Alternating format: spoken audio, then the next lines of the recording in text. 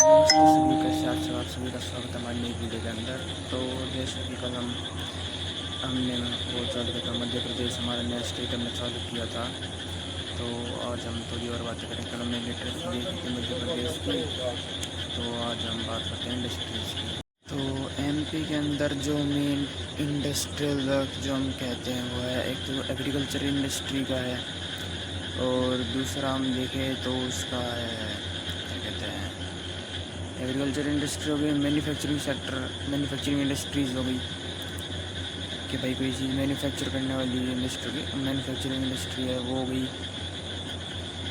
फिर इंडस्ट्री यहाँ ख़त्म हो जाती है। फिर अब हम अगर आगे बात करते हैं कि भाई किसकी करें, हमने इकोनॉमी देख ली।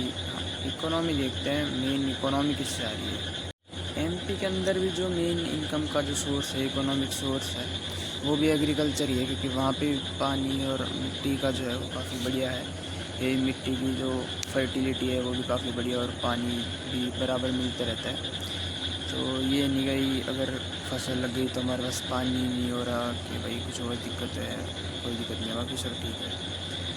फिर हमने इकोनॉमी भी देख ली। अब हम अगर आगे बात करें तो हम किसकी कर सकते हैं आगे बात। देखिए, एक तो हमने एग्रीकल्चर देख लिया, हमने इकोनॉमी देख लिया, हमने मेन इंडस्ट्रीज़ जो है वो देख ली है।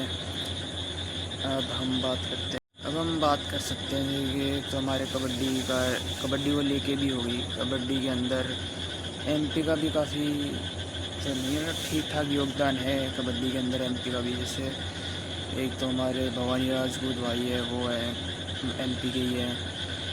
फिर एक हमारे कोच साहब थे, मैंने बताया था एनएस करने गए। फिर अभी इस साल जयपुर पिंक पैंथर्स की तरफ से खेलेंगे उदयपुर पे। काफ़ी महंगा डेब्यू माना जा रहा है, टॉप 3 बायर्स में उनका नाम है लिस्ट के अंदर, कि भाई सबसे महंगे जो 3 बिके हैं इस साल डेब्यू वाले, उसके अंदर उसका नाम है वही 50-55 लाख का बिका है उदयपुर पे। जयपुर पिंक पैंथर्स के अंदर बिका है, वो भी एमपी का ही है। फिर अब हम अगर आगे बात करते हैं कि भाई एमपी किन किन स्टेट से अपना बॉर्डर शेयर करता है, तो स्टेट की हम बात करें कि किन किन स्टेट से जो हमारा मध्य प्रदेश है वो क्या कहते हैं टच करता है, तो वो है एक तो राजस्थान हमारा, एक है हमारा महाराष्ट्र, फिर आ जाता है गुजरात, फिर छत्तीसगढ़ और उत्तर प्रदेश। यानी 5 जो है राज्य हैं, इनके अंदर ये 5 राज्य जो है वो अपनी जो बाउंड्री है वो शेयर करते हैं मध्य प्रदेश के साथ। फिर हम बात करते हैं कि मेन जो रिवर है मध्य प्रदेश की, वो जो मेन रिवर की हम बात कर रहे हैं, तो मेन रिवर जो है एमपी की वो है नर्मदा रिवर। नर्मदा रिवर भी सीजनल है, शायद सीजनल ही है नर्मदा, शायद तक ना, नर्मदा वही है, कंटिन्यू है, नर्मदा पूरे साल बहती है। जैसे अभी हमने राजस्थान की नदियों की बात करी थी, लूनी और बनास, वो है सीजनल रिवर्स, जो कि एक सीज़न के हिसाब से चलती है। बारिश में चलेगी, गर्मी में नहीं चलेगी, सर्दी में नहीं चलेगी। तो वैसा सीन एमपी के साथ नहीं है नर्मदा के साथ। नर्मदा जो है वो सारे साल चलती है, कंटिन्यू 12 महीने।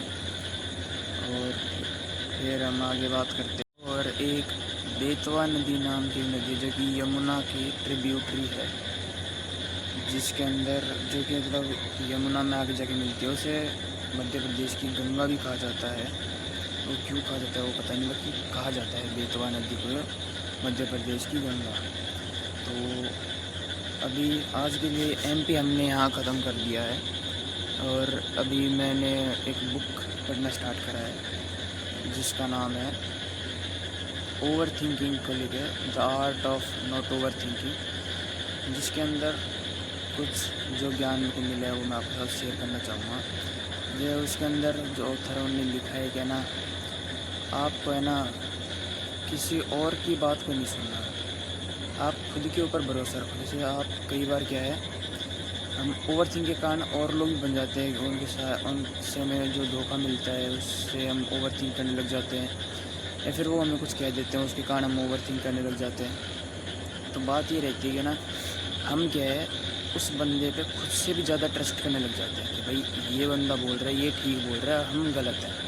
हम खुद को गलत ठहरा देते उस मोड़ पे, उस टाइम पे। जो कि हमें नहीं करना। हमें खुद पे भरोसा रखें।